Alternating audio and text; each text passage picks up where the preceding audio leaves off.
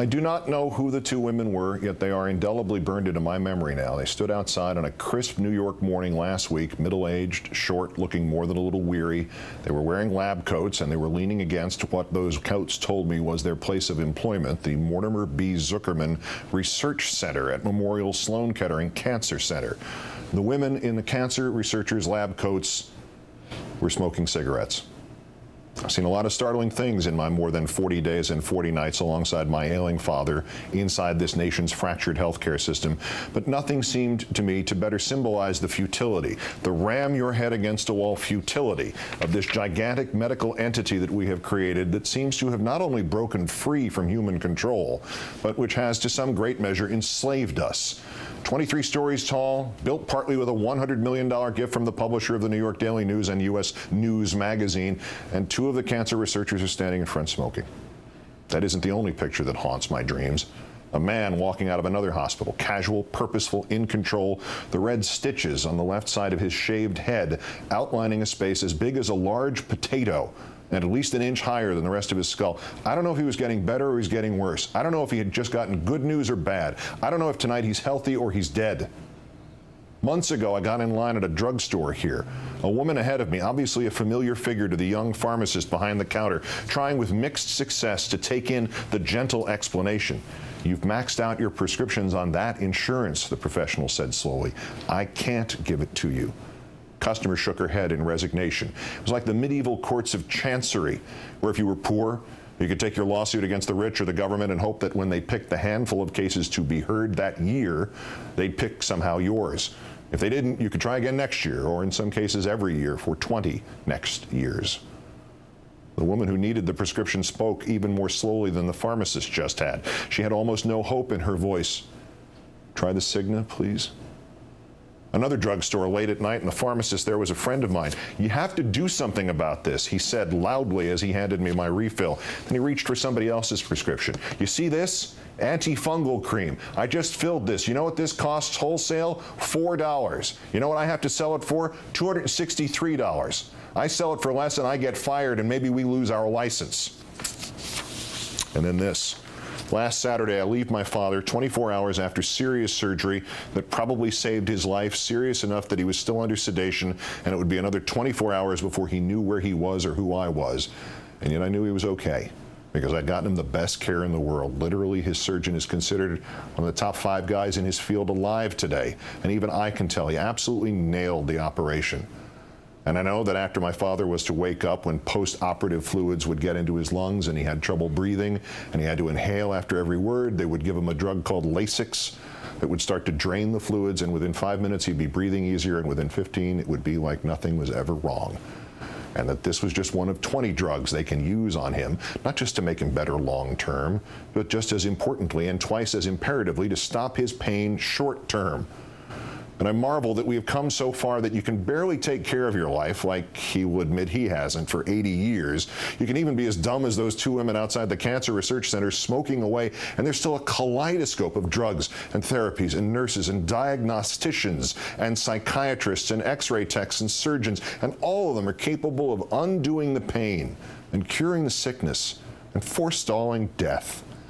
As I walked down the hallway from my dad's room, I allowed myself a brief moment of selfishness. I'm sorry. I'm sorry that I'm happy that I can spend whatever it takes to help my dad get better, to keep him around. But maybe I can atone for that selfishness by making this case tonight to you, to whoever sees this, that we have to make these wonders of life and health and peace of mind and the control of pain available to everybody. And this is boiling in my brain that day, and I take the shortcut out to the street through the emergency room, and that's when I hear my name called. And it's a man roughly my age, and he looks worried to death and really familiar. I haven't seen him in 32 years. He was the nephew of the two brothers from Brooklyn who used to run the baseball card shows when we were both kids. And his uncles were the businessmen, but he, like me, we were the kids collecting mostly for the fun of it. And it's amazing to see him again, joyous almost, just for the sake of the continuity that the accident of us running into each other provides to us both. And he asks what I'm doing there, and I tell him, and he smiles, because my father used to go to those card shows with me. And Mike remembers him. Then I ask Mike why he's there. "My daughter's in ICU, he says. 3 weeks now," and the worried look returns to his face.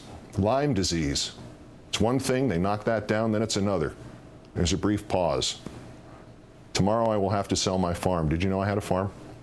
I don't have to ask him why. He then goes the next step. Hey, you want to buy my card collection? I've got some great stuff. We must reform a system that lets my father get better care than yours does, or better care than Mike's daughter's does, because of the accident of life that I make more money than he does, or my checkbook could hold out longer than his does, or yours does, as the bills come endlessly like some evil version of the enchanted water buckets from Fantasia. The resources exist for your father and mine to get the same treatment, to have the same chance, and to both not have to lie there worried about whether or not they can afford to live. Afford to live. Are we at that point? Are we so heartless that we let the rich live and the poor die and everybody in between become racked with fear? Fear not of disease, but of deductibles? Right now, somebody's father is dying because they don't have that dollar to spend.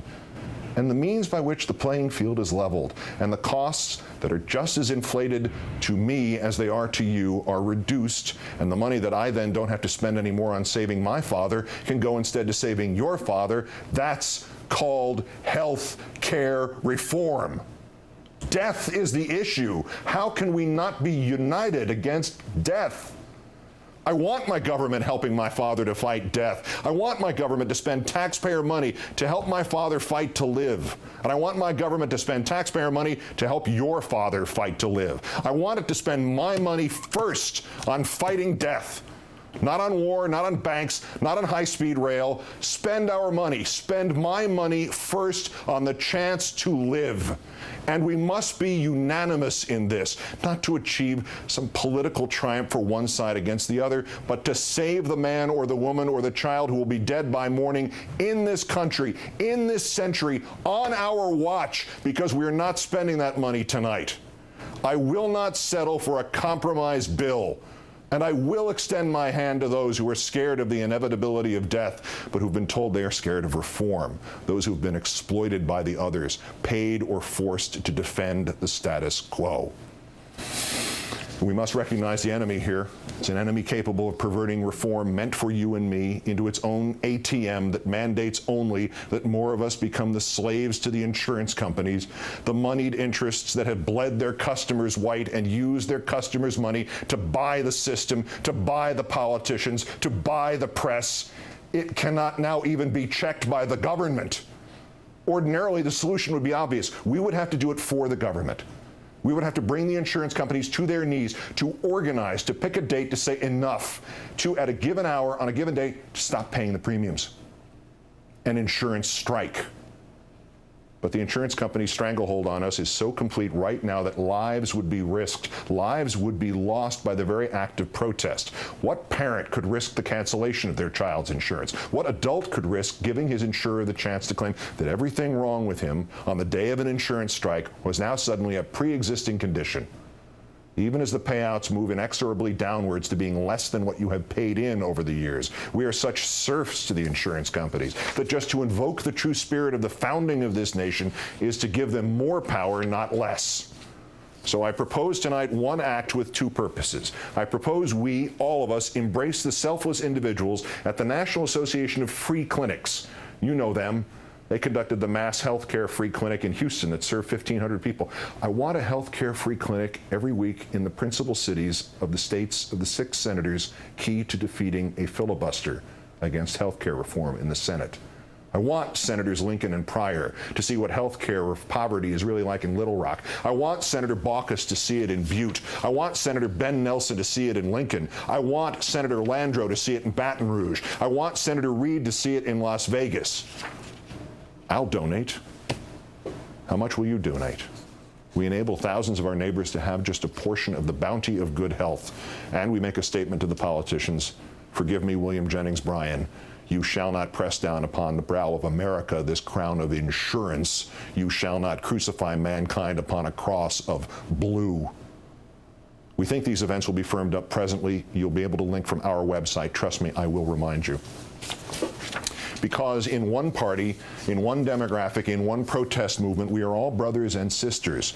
We are united in membership in the party that insists that every chance at life be afforded to every American seeking that chance. We are united in membership in the party that insists on the right of everyone to the startling, transcendent blessings of the technological advance of medical science. We are united in membership in the party that is for life, that is against death, that is for lower premiums, that is against higher deductibles, that is for the peace of mind that can be provided only by the elimination of the fear that cost will decide whether we live or we die. Because that's the point, isn't it? It is hard enough to recover, to fight past pain, and to stave off death, if just for a season or a week or a day. It is so hard that eventually, for you, for me, for this president, for these blue dogs, for these protesters, it is so hard to recover that for all of us, there will come a time when we will not recover. So why are we making it harder?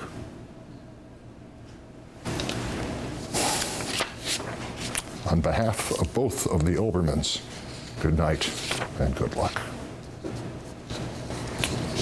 And now here is my dear friend Rachel Maddow. Good evening, Rachel. Thank you, Keith. Amazing work on the special comment tonight. Very hard act to follow. Thanks.